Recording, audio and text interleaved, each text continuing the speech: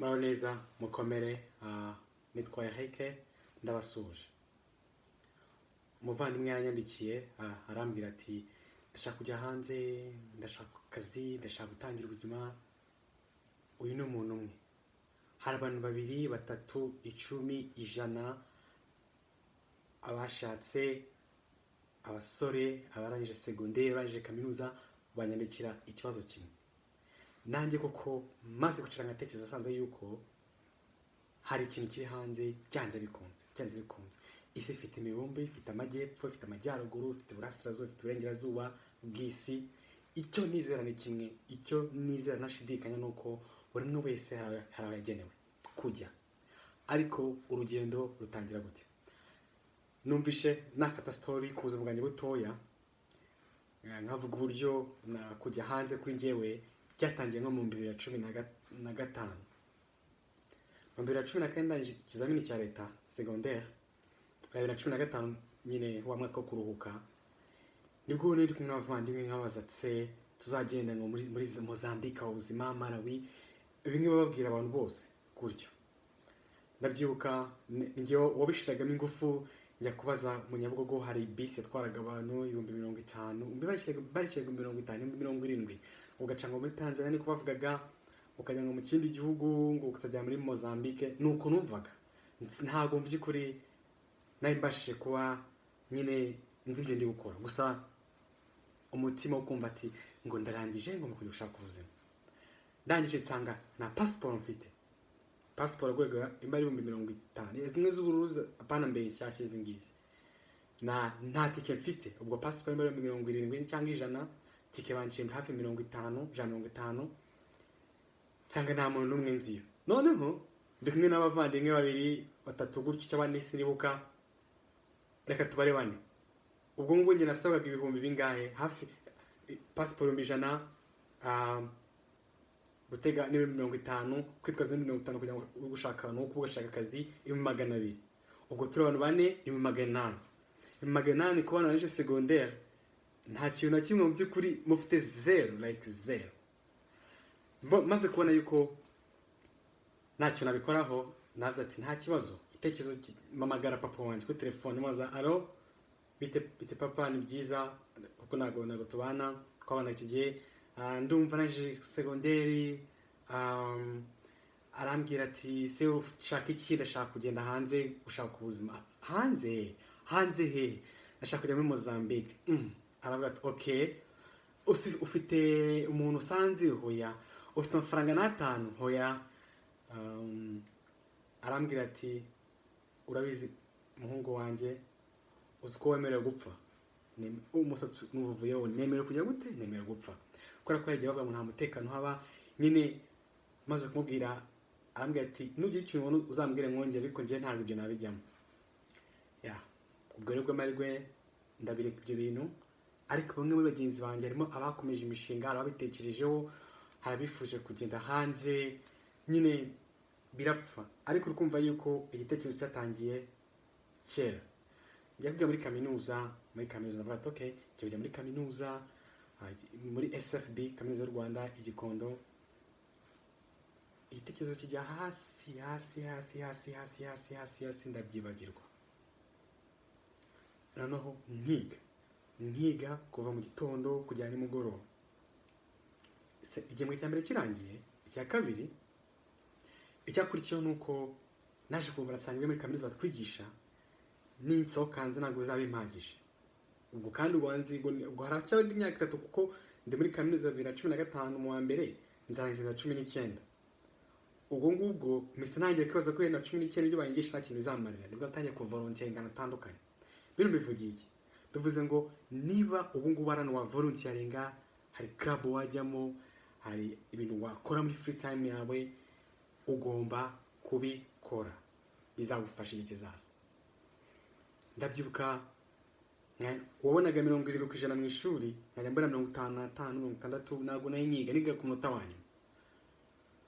Ariko iyo na volunteeringagamo yari club yitwa ISEC, the World Youth Leadership Club, cyangwa ni ISEC. So ni bakora projet, bakazana bavianza, bakaza mu Rwanda gukora ninga projet nanjye ubwo nagiye mu Bugande kujya kuvolunteeringa, so ndwa ngo ni international community. No kuvuga ngo icyo ukora cyose wakora cyakuzana ku ruhande rw'inzozi zawe ugomba kukikora. Muri icyo gihe nabonaga baje mu Rwanda nkabafasha abanyamahanga, bagashaka aho kuba, bagashaka ibyo kurya, byose nkabikora. Kwitanga noneho nkibaza ngo ko nitangiye abantu ari umuntu uzamfasha iyi kintu nikigera. Ni koko icyarageze abantu banyitangira, so gutekereza icyerezo, gukoresha amahirwe yose ubonye, wa volunteeringa, wagira gute, byose ndabikora ndabihuza. 2016 ndangije ya club nivamo. Impamvu nivuyemo navuga ati nindangiza 2019 nzaba ndi yewe. Numvaga nzaba nka project coordinator uko twakoraga ama projet. Ndangije numva muri Youth Connect 2016 umwana w'umukobwa watsinze yafashe beterave avanamo wine. Iyo transformation ihita ifungura mu mutwe wanjye, mbona yuko hari ikintu ngomba kuba nakora, ariko nsanga na kimwe nshoboye kuko niga muri SFD business, accounting, finance, IT. Nibwo nahisemo guhinduka kuba nyine programmer. Ndavuga ati maybe go programmer izamfasha muri kizaza. So no kuvuga ngo hari akantu gato ubumenyi ugomba gutangira kwibikaho. Waba ufite ni byiza, waba utafite ukishaka n'ikintu ugomba kuvuga wakora. Ariko gake nari mbiziho ntabwo nzi ko bizamfasha igihe kimwe nagiye hanze, right?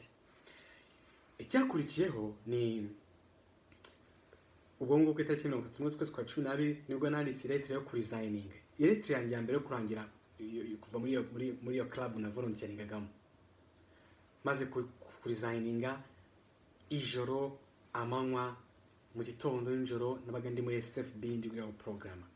Nibwo negeye bagenzi banjye dushinga kampani ya mbere, tukarara muri amashuri ya SFB, rimwe na rimwe kumanywa tukarara hanze tukajya kujya mu kibuga. Nyine nkagiye mu rwashi cy'umweru nkarya amandi magara gutya nkahita nikubita nkwasi ibitotsi binyishe. Rimwe na rimwe nkajya gucunga muri kantine y'ishuri, nkabariho ndara nkavuga ati njyewe kugira ngo ntsindwe mu buzima ngo program binaniye nzapfe, aho ya kampani yacu ihombe nzapfa. Bikwiye kugira ngo ureke umuntu yuko gushaka no gushobora, ukoresha ingufu zawe zose, ikintu cyose, kuko nta mwanya dufite. Niba wumva yuko ubikunda, hari amahirwe ahari, niba ukaba ugomba gusaba kwiga, icyo wiga ukige, nta kindi kintu usigaje inyuma. 2017 sinzabyirwa, nimba ari umwaka wa 17 nibwo watangiye kwimenya ngiye wondiwe. Ishuri nkaza mbona muwatse kugira ngo nambuke, nuko byari bimeze. Ariko byatangiye kunyubakamo gukomera mu mutwe, kubona ibibazo ukagwana nabyo. Icyo gihe twabaga dufite inzara mwe ariko atari ko wacu bibuze ibiryo bari, ariko ngiye nkabona nashaka gutahika gugu mugende ngo nicare mbe mwana mu rugo bamfate bawe. Nyine numve ndi umwana nyebyo nabyanga, navuga ati genda giye nzagaruka, nkagiye nafata igikapu kinini nkagiheka, nkashamo uburoso, nkashamo imyenda, nkashamo amakayi, nkashamo laptop, nkashamo ibintu byose. Ariko muri urwo rugendo rw'iyo programa byasiye ko agenzi banjye dufata amafaranga tukateranya, nazanye hafi 190, 160 nagushira laptop baduhaye 130 na nabitse kuri bourse 90, na mu wanjye inkunga y'100 kuko naratsinze izame cya leta 190, undazana 110, undazana 100 tugura laptop imwe. Ubwo nkicara ndebe umuntu ibintu akora nkabyiga bimenya. Bino bivuze iki? Bivuze yuko amahirwe yose make menshi ahari agomba kubyazwa umusaruro, nuko bigomba kugenda. Ndabikora.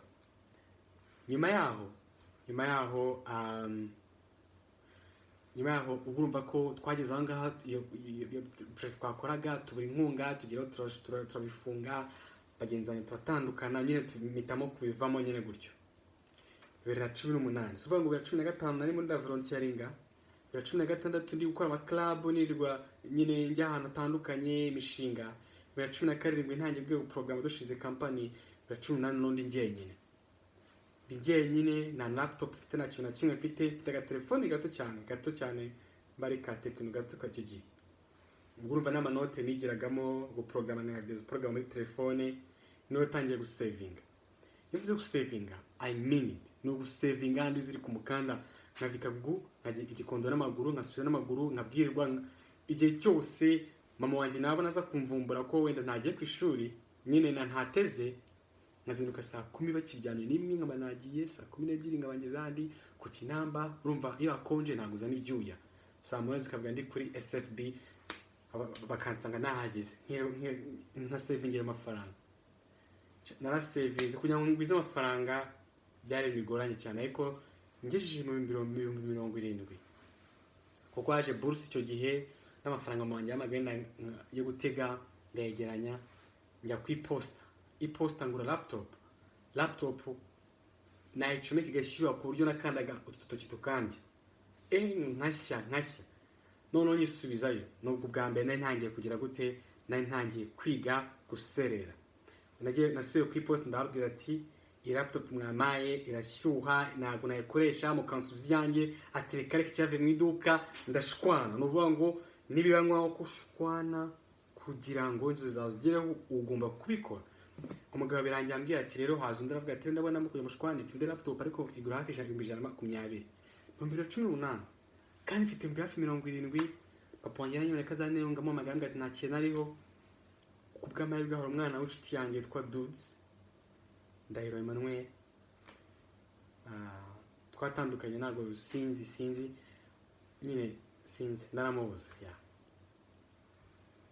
naramubuze kubera ko yabaye disappeared ntabwo uko namubuze ko naramubuze like I don't know arangije arambwira ati aranyitangira uwo muntu ugurishaga laptop nyine azanye n'uwo nguwo umwana na nyine ahitamo kumpamagara ati kunyizera ko nzishyura ubwo ndagenda kubw'amahirwe umva ribe rimwe ribe 3 nkaya savinga yose bivugiye ikibingi rero sasa no kuvuga ngo icyo ntarinzi nuko byose yagomba kwigisha gukamirika kuba mu bukene kwishakira ibisubizo hari igihe ushobora kuba uri kure y'inzozi zawe ariko ufite amafaranga make ubufaranga buke akantu ngo dufite just kabike twize imibare rimwe uturanye rimwe ni kabiri tanjo kabiri kandi uvuga ngo nawe wagira 100,000 miliyoni 1,010,000 hasi hari rimwe ku buryo bivanyemo bisura miliyoni 999 zari miliyoni 10 bivuze ngo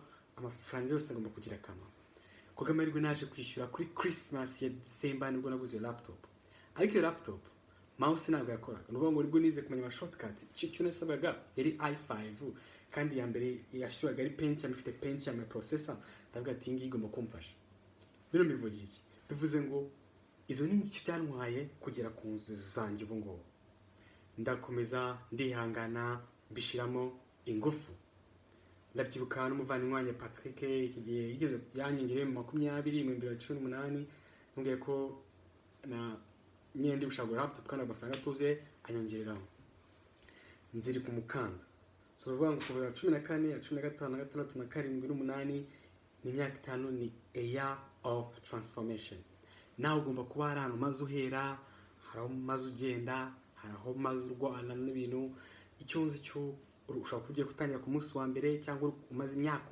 bihiringa ntabwo ucika intege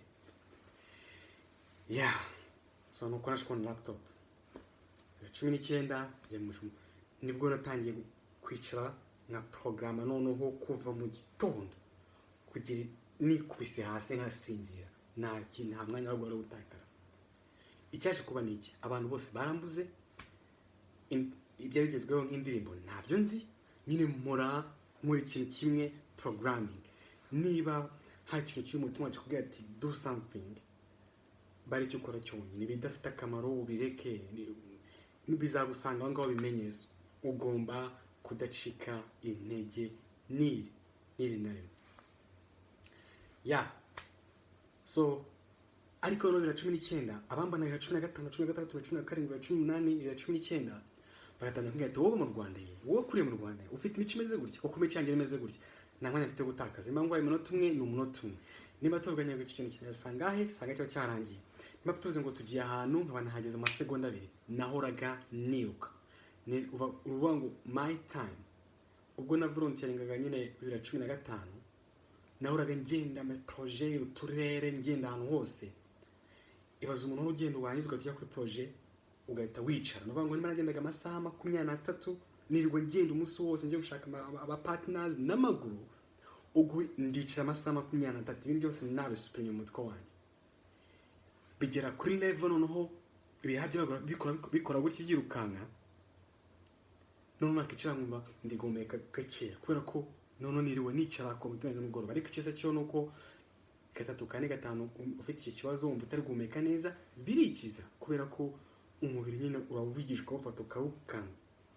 Ibyo byantanga ingufu. Urugero ndi kwiga ni muri SFB habaga abantu biga CPA, Certified Public Accounting, accountants nibuka. Nkabona bari gicana nkavuga ati niba abantu ba CP basigaramo nanjye ngo gusigaramo. Nkazinduka mbere yuko bahagera, barazindukaga bakiga bakanansigamo. Nuvuga ngo mageze saa 11 saa 10 z'ijoro, bageze saa 11 saa 12 ndirwamo birirwemo bataye saa 4 z'ijoro nge nahise saa z'ijoro. Nuvuga ngo nuko nagomba kubigenza, bivuze ngo ifite umwanya muto ikigomba gukora ni ingufu na amahitamo no kureba kure cyane. Ariko icyo ntari nzi nuko byarimo biranegura uyu munsi. Simvuze ibintu 2019 kuna tugiye kurangiza ishuri nkagerageza kujya hanze bikanga, ngakoresha inzira zose zishoboka bikanga. Ni story uta ndangije rero sasa cyo ngibyo mbivugiye iki. Abambona akavuga ati umutipe kucya kora cyane kidacika intege. Niyo mpamvu nta yindi. Nizere ko umuntu avuze wowe kuri no video akavuga ati wenda tuvuge wowe twa Eric, nizere ko izina ryawe byanze bikunze bifite icyo kuvuga. Ibyo abantu bavuga byanze bikunze gishobora kubaho. Ibyo ni reality. Ibyo ni reality. Mbava ngo umwana mwiza kuko umwana mwiza avuga ngo ugira ingeso mbi kuko ugira ingeso mbi. Bavuga ati ngo uragerageza kuko uragerageza. Bavuze ngo ucika intege vuba kuko ucika intege. Akenshi usanga ko ugaragara ni kumeze. Nanjye sinacikaga intege mu ishuri nabonaga nka 0. Nayo mfite priority yo kumenya program. Umuvandimwe akambwira ati hari ikintu cyitwa Poland ntabwo neza byari byo 2019. Okay Poland, okay yego. Nabonye n'akazi kanje kambere. Ako kazi kambere rero ko program ko byagenze. 2019 2018 batujyana kwiga mu bita ibutare. Sinzahe bagirwa ibutare ubwa mbere nanjye kubaha ahantu atari mu mujyi nkaba amezi 6. Nibwo nafashe umwanzuro wo kugaruka i Kigali. Mukwa uvanga namaze amezi 5 najya mu ishuri nirwi Kigali bakora quiz simbi bakora ibiki simbyitayo. Ibyo byose nambyitaye mfite ibintu bimbabaje ku program. Barangije kampani yitwa Ndera sinzabibagirwa. Abana fashije bubanze kumfasha. Bivuze iki? Ubu wizeka umuntu uzagufasha wenda uri hanze ariko ntazagufasha. Wenda nagufasha namego ariko ibyo wakoze it doesn't mean yuko bazakwishyuye neza. Reka abantu mucuko birukundi. Umwana nkamwandikira ama software, nkamwandikira ama blog ugomba kwandika, nkamufasha mu gihe afite za exam muri Ndera. Ajya muri bootcamp abona akazi imbere yanjye. Kandi ko twatangiye kwa applyinga rimwe ngiye nsindirwa muri interview warakomeza. Niyo mpamvu namufasha gukora afite umwanya. Ngiye noneho sasa mu kwa gatanu byuka muri Ndera nibwo bambwiye dufite bootcamp nane bafata abantu nka 180 bakasha mu nzimwe. Intego ari kubera iminabe mwese bagasigara n'abantu 5 bafite ingufu.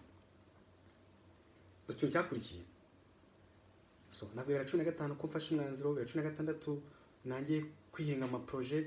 2017 nanjye gushinga campaign. 2018 nigishije guprograma. 2019 mbirimo. 2019 mu kwa gatandatu bootcamp yaraje nicayemo. Ndangije ndavuga nti nshobora gutaha accident nkagira accident imodoka ngonga. Uri kubyumva? Nuvuga ngo ibintu byose kuvana mu mahirwe yawe gutekereza ubyibaza. Ujye ubaza always worst case scenario. Okay, nayo mfite ndabyibuka umupira wa grey nk'uyu nguyu amaboko aciye n'amaboko maremare. Uyu nguyu ufite amaboko maremare nambaye no pantalo y'umukara n'inkweto. Ninjiye muri bootcamp room mu cyumba bakoreramo. Kuwa mbere sinzabyibagirwa. Kuwa mbere mitambwira mwanya ko kano kazi nawe kancika ngomba kuraramo. So ndara mu nzu nyine nkirirwamo nkararamo, kwa kabiri nkirirwamo nkararamo, kwa gatatu nkirirwamo, abana kambaza ngo uraranga, yes ndaranga. Naravuga ati kugira ngo ntsindwe kano kazi njye kubona ka mbere njye ndapfa. Impamvu ndi kuvuga bino bintu kuvuga ngo always ugomba guha ikintu cyose ingufu zose zishoboka, nta kintu na kimwe witangiriye. Ku munsi wa kane umutima ukambwira ati uri kwibona ko iyo ukora cyane ikintu cyose ukigeraho. Iyo ni story yanjye. Ndigwa story ku nabonye akazi ko guprograma narabitangiye 2015 ari igihe cy'itekerezo 2016 bigera 19 nyibifite mu mutwe. Nibwo nabonye akazi ka mbere nagomba gukora ishoboka byose. Ku munsi wa gatanu wo mu kwa karindwi nyine bootcamp cy'umwaka cya mbere beremenye nk'abantu nka 50 nsigara muri 30 ndangije nibwo natashye. Vuga ngo ninjiye mu nzu kuwa mbere tsokamo kuwa gatanu ninjoro. Tsokamo gatanu ninjoro avuga ati jewe nizeye utsinze. Gera mu rugo ndakaraba. Iyo weekend umutipe wamfashije guprograma yaraje kunsura ankora utuntu tumwe numvaga kuri projet ya kabiri twagomba gukora muri bootcamp kwa mbere nsubiyemo nabwo ninjemo kwa mbere. Kwa kabiri gatatu umutima urahagarara numva ngiye gupfa. Hamwe nagiye kurya ibiryo bikananira. Nagiye nagiye Nyamirambo kurya ibiryo bikananira mwakaji gati ariko mvuga ati njya kugira ngo ntsindwe kano kazi nkabure. Nubwo nkagera kuri blood level bati ukavuga ati uko byagenda kose ngomba gutsinda kandi ugomba gutsinda. Niyo mpamvu ubu ngubu n'amafaranga ufite ariko ntibivuze ko mu gihe cy'ukwezi gutaha n'amafaranga uzaba ufite, ntibivuze ko mu kwezi gutaha n'amafaranga uzaba ufite, mu kundi gutaha na ndangije icyo nakurikiye nuko byageze gatanu ndabyibuka handi nananiwe, handi nararaga mu nzu iminsi 10 n'abagenzi basigaye bararamo bavuga ati nako dutaha. So hari tangiye n'urumwe ukajya gukirangiza muri nk'abantu bose bagukurikiye uvuga ngo icyo gihe bose baragiraga. So akazi ka mbere yongeye ukabona ngiye gutangira mbwa tuzotanya mu kwezi kwa 10 2019. Umwana twigana mufasha gukora projet yiwe sinzabyibagirwa. Barangije iyo bavuze ngo umuntu ajya kopiya mu ishuri umunyeshuri akandika n'amazina bagira ngo bababeshye bari byo. Aranje kopiya ibintu byose barazamuha ibintu uko mona bidahuye n'ibyo wakoraga byagenze gute ngo ya heke uko nabafashaga namufashaga nkafasha n'abandi. Bari bagiye kunyirukana. Umuyobozi umwe wari mentor wanjye hari integrity zabaga ziri excellence, epic excellence, bari performance, integrity na collaboration. Bavuga ati umutepa excellence performance nziza ariko integrity yanga yapfuye kuba mfashe ndi kupesa abandi ba banje mama warning. So ninjiye akazi kuri warning 2019. Narakoraga nkirirwamo nkararamo nyene kumenya guprograma nkirirwamo nkararamo bijya no kuri level bavuga ati umutipe manager ngakorera amatask yose ngakorera abantu bose sinzabyibagirwa. Umwe wanze gukora ibintu no manager anshaye ibibazo. Aho umuntu ukora neza muri group bamugeretse ibibazo I took the blame. Nemeye gufata icyo gihe nyine iyo kosa ibi byose. Ndangije icyo nakoze niki manager amana. None bazo umuntu ukorejeho n'amanywa ngura muhanya ngo arashaka ngo nongere none sinasinzira bigeraho none haba inama yuko ngo naruhuka nzapfa kandi banshize kuri nyine probation. Icyo nakoze niki byagiraga saa 11 nkita nkita mfunga nyine ahantu twakoreshaga muri communication application twa Slack nkaba inactive na program. Birangije ubwo ninjye wabaye wa mbere mu kwa promoted twinjiye 2020 nuvuga ngo abantu twakoranye muri yandera bakati umutipe udasinzira umutipe kwa cyane ngewe. Bivugiye iki? Ibintu byose ukora wowe kugaragara ni kuri haro bigomba guhurira igihe kimwe mu buzima bwawe. Ndangije mbonye ko bigiye kugenda icyo nakoze nuko natangiye 2020 batwirukanye corona igiye kuza nahise umwanzuro wo gushinga company ko ndabaga Nyamirambo.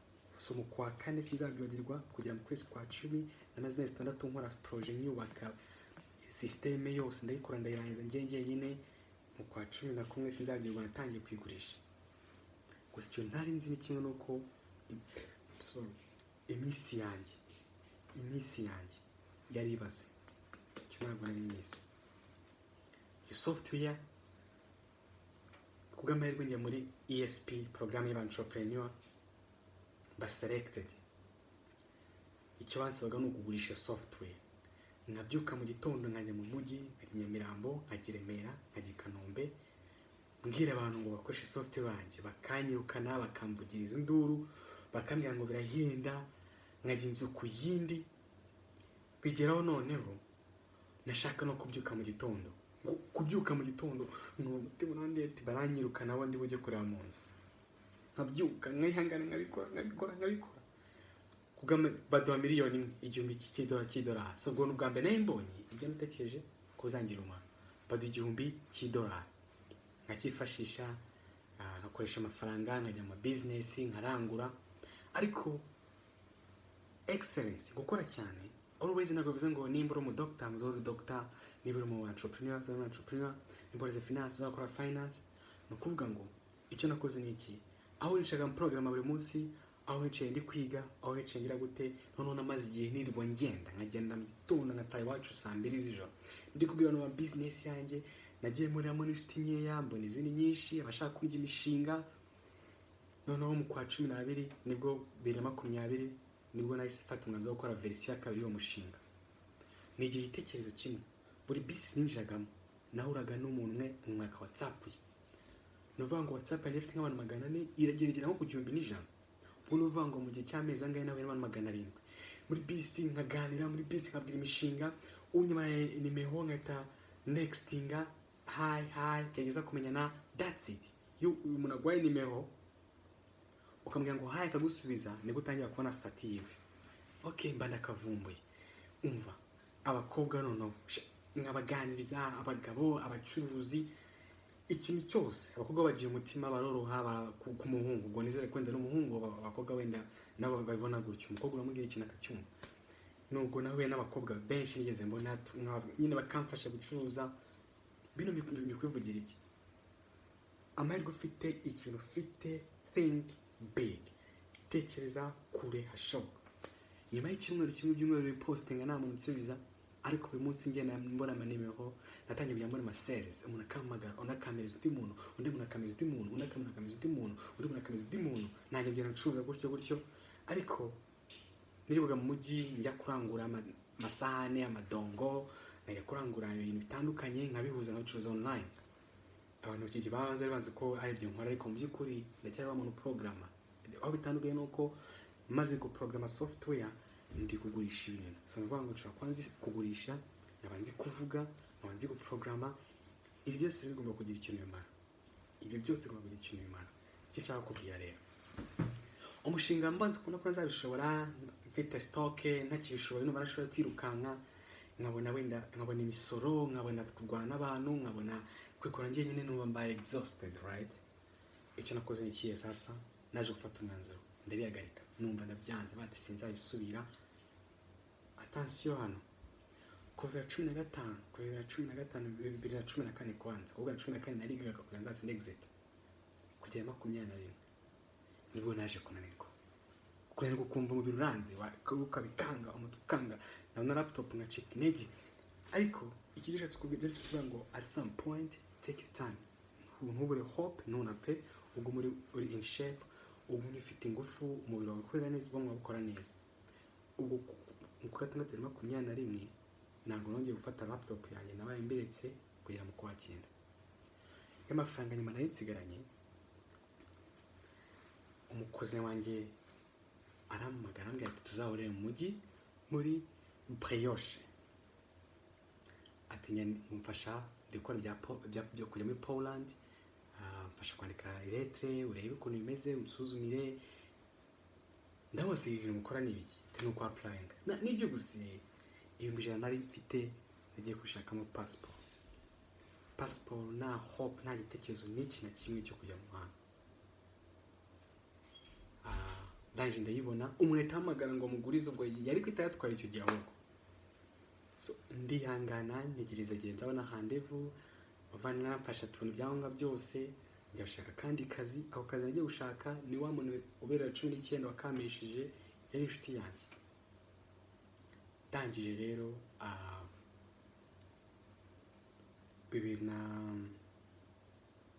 2022 mbona handevu ndi kuri ambasade, bimwe nababwiraga kampani twashinze nayishize 2016, amakarabu na volunteerinzemo 2015, kaminuza narangije 2019 degree. Imishinga nashinze nyuma yaho 2020 nzana proof. No kuvuga ngo uko biri kose aho uri ugomba kuba ufite ikintu kimwe, bibiri, bitatu, bine, bitanu uri gukora. Ugishake, nushaka kujya no kuririmba muri korali, ibintu ushaka byose ubikora, kuko this is a time yose mukoza neza. Ndangije mbona visa ya muri Pologne. Ubu ngeze muri Pologne ngomba gushaka akazi. Nuko gukora abanyakazi ko guprograma, ariko bitekerezeho neza. Guprograma nabitangiye ryari? Nabitangiye ubu nabitangiye 19, nabitangiye 18 nshaka laptop, nabitangiye 16 na gatanu. Nukuvuga ngo yenda kose hari ikintu gushaka ubu umaze igihe urwandira, uri guharanira ejo hazaza kizagufasha ejo hazaza, cyangwa hari ikintu uzi gukora neza, impano wamaze igihe wubaka iyaguma gufasha. Mbere ko nsoza iri jambo rero ndi kuvuga amateka yanjye agace gatoya. Ubu tuvugana hano mu Burayi bageze mu gihe cy'ubukonje, kandi hari neje, urukonje, urubura. Mu gihe mu Rwanda hashyushye, mu gihe u Rwanda kavura kagwano, izuba rizongera kugaruka mu kwezi kwa gatanu, ubona amezi 7 nazuba. Bivuze iki? Bivuze ngo wowe ni utagomba kumisinga, ugomba kuza mu mahanga. Ubu ngubu aho maze kumenya ubwenge, aho maze kumenya ko ubuzima bw'ubundi butandukanye, nahagarara n'amaguru yanjye nkavuga ati wigeragereze amahirwe yawe. Iyo abantu banyandikiye kambwira ngo mbafashe, mba numva yuko bakeneye ubufasha, ariko rimwe na rimwe nsanga ntabwo nafasha gufasha abantu bose. Niyo mpamvu nakiriye group WhatsApp, muza bakeya, mwara bike nshobora gukora, ubundi ndigendera. Nanjye ndi umuntu ngomba gushakisha ibintu, ngomba guhiga, nta kintu nabeshyaho. Mu byifuzo byanjye nuko ahari hose, no muri Afrika ahari hose, hatari mu Rwanda hose, ugomba kuhajya ukahatembera. Ntucike intege, wumve ko bishoboka. Twakibaza ngo nta bushobozi mfite, nta buhari. Icyo kibazo cyahoze kihari kuva igihe cyashize, na n'ubu kirahari, kizahora gihari, nta bushobozi buhari. Ni nayo mpamvu ushobora kutagenda ubu ngubu, ugenda mu kwezi gutaha, ugenda umwaka utaha, ugenda imyaka 5 iri imbere. Ikintu usabwe ni kimwe, ni uko uri muzima. Wenda ntuhangirika mu mutwe, ntugire ibibazo, ntumere nabi, wumve ko igihe cyose amahirwe azaza uri ku murongo umeze neza. Yego hari n'abanyandikira abapapa bafite abana, ndabyumva ababyeyi. Niba ufite umwana mutoya, mubwire umuhe umwuga azakora ageze ahariho. Gusa ikintu cyiza nabonye mu Burayi, nagira umuntu wese inama, reba igihugu wifuza kujyamo, wumva ugikunze, wige ururimi rwacyo. Ushaka kujya mu Butaliyani, iga Igitaliyani. Ushaka kujya mu Bwongereza, iga Icyongereza. Ushaka kujya muri Amerika, iga Icyongereza. Ushaka kugenda muri Pologne, iga Igipolonye. Ushaka kujya mu Bushinwa, iga Igishinwa. Kubera ko iyo uganira n'abantu ubabwira igitekerezo cyawe mu rurimi bumvamo, bahita babona yuko ikintu cya mbere bagitsinze ni amatsiko. Ugomba kugira amatsiko. Nabonye bifasha abantu muri SFBR, abana bamaze imyaka biga Igishinwa, njye mfata umwanya niga guprograma, bavuga Igishinwa, babona akazi mu Gishinwa. Abantu bagiye mu Bushinwa, ubwo ngubwo barabimenya. Nabonye abana bavuga icyara bo bajya mu Barabu, barabishobora kabimenya. Nabonye abana bazi Igifaransa, Igifaransa ntabwo gisuzugwa, nimba ukizi ukizamure, wige kucyandika, kuko buri gihugu cyo mu Burayi kivuga ikirimi cyabo. Ariko naje gusanga mu Burayi uzi Igifaransa ararya, uzi Icyongereza ararya. Uri umuganga, ikintu cyica abaganga nuko mu Rwanda nuko bavuga Icyongereza. Niba ushaka kujya muri Pologne, Igipolonye, imiti imenye mu Gipolonye, uko uzi kwikora, ubundi uzangaha wandikiwe akazi. Umunsi n'uyu umwe, aho wowe tuzahora ati nabigezeho. Umunsi n'uyu umwe mvuga ati ni ukwitegura. Ku mubyeyi wese kureba video, ku mwana mutoya, ku mwana mukuru, ni amahirwe nakwifuriza no kugira amatsiko. nanjye natangiye urugendo kandi n'ubu tuvugana ndacyaporogaramu ntabwo ncika intege ndacyari wa wundi. Niyo mpamvu mu masaha make mfite nakora video nkagiye mbwira abantu, mu bindi nkaba nigendeye. Nanjye mpora ngenda mpora nirukanka mvuga ati nanjye ubuzima amasaha ari kunsiga, sibyo ngomba kugenda. Rero hari uburyo butandukanye bwo kuza mu Burayi. Hari kuza gukora, hari gushaka umugabo, umuryango, umugore, gushaka nyine kubaka. Hari kuza muri buryo bwa foreign affairs, nyine mu diplomasi, ububanyi n'amahanga. Hari no kuza uri umunyeshuri. Niba ukiri mutoya ukabona ko umunyeshuri ushoboka, mukore. Applying a scholarship. Ngende kuvuga ibi koko ntabwo nakapuranye abantu mu mbarebere igo. Iri n'urugendo wowe urwana ukaruha icyizere, ukavuga ati njyewe mbihaye faith, ukabikora ukabishobora. Niba hari umuhungu ukunda, niba ari umukobwa ukunda uba mu Burayi, ibi mbivuze mbikuye ku mutima. Abantu mu Rwanda iyo umuntu ari mu Burayi avuga ko bakunda amafaranga. Nugana n'umuntu, no texting umuntu, umuntu aragukunze, umuntu akwandikiye, amafaranga ntakazemo, haze mu rukundo. Cya kabiri, kuko bijye kuba ibintu mpuzamahanga, nyine mwari hakuno ari hakuno, ko mu Rwanda kenshi mugira free time kurusha abantu bahangaha. Njye narabibonye abantu bahangaha free time, ariko mu Rwanda free time nyinshi. Ni nayo mpamvu ninjye uzarota ngarutse mu Rwanda, ubundi nkajya ikintu nkora projet mu Rwanda, nkorana n'abanyarwanda, kandi tugatera imbere twese, tugatera imbere kose, kubera ko iyo free time dufite icyo nzi cyo ni it's very huge. It's very huge. Ni amahirwe dushobora kuba wakwibaza, ni amahirwe. Oh my goodness, ni amahirwe kuvuga kugeza n'iteka ryose, ni amahirwe. Yes, niba ufite umukundana uko ari muri mahanga, muhe time. Nabwo ngo ndaba nagiye mu kazi, ko mu kazi barakora ngaha, ihangana uboneke, ureke imikino, kubera ko umuntu ugukunda ni byiza cyane. Kandi narabibonye, mbona yuko ugomba kubonera umuntu umwanya, kandi ntumugore. Nabonye abantu bo mu Rwanda muragora, abakobwa bo mu Rwanda baragora, kuko ndikora nk'umuhungu, kuko niyo experience nabonye. Wigora umuntu kushoboka byose. Kimwe n'umugabo washatse, umubyeyi washatse, niba umuntu umwe umugabo ari hanze cyangwa umugore ari hanze, uri mu Rwanda kenshi bigaragara nkaho ufite free time. Do your best kugira ngo umuntu muhe umwanya, icyo ndi gushaka kuvuga. Yes, uramutse uje mu rwego navuze ishuri, ishakira ishuri, ubonye umukunzi abigiremo ingufu, bikore neza. Akazi bigerageze nabyo. Hari ikintu kimwe ama YouTube yo mu Rwanda akora ikosa, kumva ko abantu baje mu Burayi ngo baje guterura ngo makarito gukoropa, baca abantu intege. Nge magazanga n'amaguru mvuga ati ntucike intege. Iriya ni amagambo yo guca abantu intege kugira ngo mwumvishe ko abantu bose bayeho nabi. Kandi aha hari abantu b'abakire, hari abantu bateye imbere. Bivugiye iki? Bivuze yuko niba wumva ko kuza mu Burayi ari ukuza kubona amafaranga 2,000, 3,000, 4,000, uribeshye. Ukigera aha ngaha winjiye mu isi nshyashya, winjiye mu isi aho ubona abantu utasanzwe kubona. Ubuzima ugiye kuba bushyashya, ugiye kugura imodoka, ugiye kuba mu ntara, ugiye kuba utembera, ugiye kuvuga ururimi rushyashya. Ibyo ngibyo iyo byose ubihuje, akenshi bita amatsiko. Bivugiye mvuze yuko birenze ko no bivuga nabi, wicika intege. Kandi ikintu kimwe nabonye, zino restriction badushiraho ngo ambasade, ngo mukore bino bintu, ngo kufite zino standard, akenshi usanga ari kugira ngo bagabanye abantu. So kora ishoboka yose ugere kuri standard bifuza, cyangwa watentinge ufite ayo mahirwe, ufite ubwenge, ukoresha. This is time. Ukoresha ubwenge bwawe, ugatekereza, ubundi ugatera intambwe. Ku muntu udafite n'atanu, ndabyumva, ariko ufite ikintu bita ibiganza Imana yaguhaye, ufite amaso Imana yaguhaye, ufite umwana Imana yaguhaye, ufite amatwi yaguhaye, ufite amaguru, uri muzima. Iyi ni 50%. Gusa ntabwo ari enough. Niyo mpamvu hari kimwe nzafata dokora video y'ukuntu se nigute nakandika. Ubwo uko hari ama website akeneye no batranslatinga biri online. Hari website no muri Polonye bakeneye abantu bavuga icyongereza, bavuga igifaransa, biri online. Hari biri online, internet yawe ikugirira akamaro. Hari bashaka abantu baba interpreter, biri online. Hari bashaka abantu bize accounting, bazokoresha ama software igakoresha. Hari bashaka abantu baganga bazo kuvolunteeringa muri peace, muri nyine Croix Rouge. Hari abashaka abantu bakora first aid. Hari ibintu bitandukanye, kariyeri y'ubuganga reba online. Hari igihe bashaka abantu bakora wenda bavolunteeringa muri European Union, birebe online kubera ko nibwo buryo butandukanye gukoresha amahirwe yose ufite.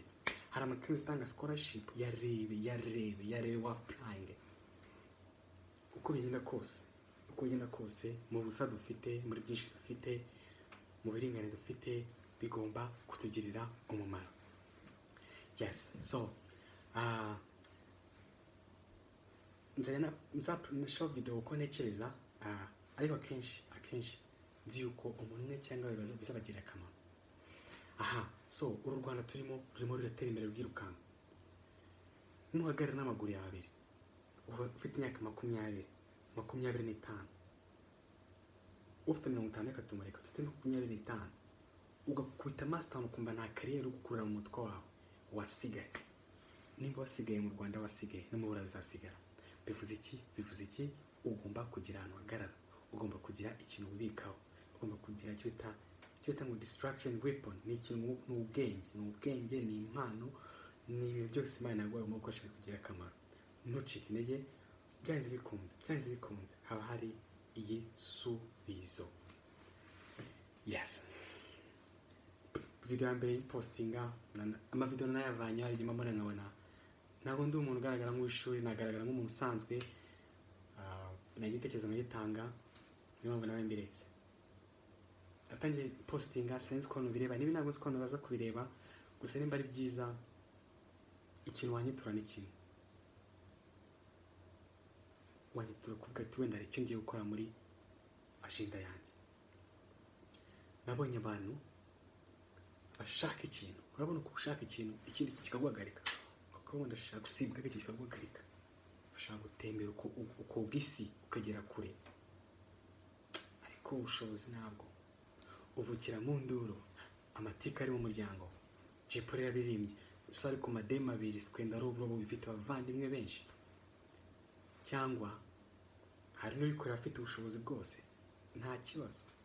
Ikintu kimwe navuga ni uko ugomba kugira akamaro, ukavuga ati ni investment nakora ku buryo nahagarara nasubiza amaso masanga nakoze ikintu cyiza. Nicyo ngicyo. Ejo bundi nawe n'abana bakire mu Rwanda, abana bakire, niyo mpamvu nakugira inama, nimba nta nshuti y'abakire ufite uyishake yagufasha. Abana gutya bagahita bohereza miliyoni 5, miliyoni 5 baje kwiga, miliyoni 2. Njye nsanga nta n'umuntu umwe nabwira, nsanga njye mfite ikibazo, nsanga ntago byanjye byabire biragorana. Bivuze yuko ubwo bintu ubona bya washizeho umutima ushaka kubigeraho, ushaka gutera imbere, ushaka kujyanze, ushaka kugira iki, harabisaba kugira gutyo bagahita bagenda.